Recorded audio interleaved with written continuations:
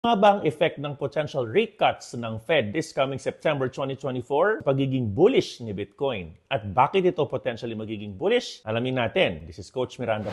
Number 1. Meron tayong tinatawag na lower opportunity costs. Ang mga traders, investors, banks, and capital investments are going to find investing on deposit interest rates to become less attractive because liliit na nga ang interest rates. Kasama dyan ang deposit interest rates ng dollars. Because of that, the market is going to go to the higher risks assets such as tech stocks, in this case the NDQ 100, or in this case Bitcoin. Okay? Number 2, when these federal governors, kasama si Powell yung pinakahuli, before si Yellen yung maliit, when these governors declare lower interest rates, sila po ay meron din kakayahan to pump the economy by expanding their balance sheets. They're going to reduce borrowing costs and they're going to pump the economy by potentially printing money. This economic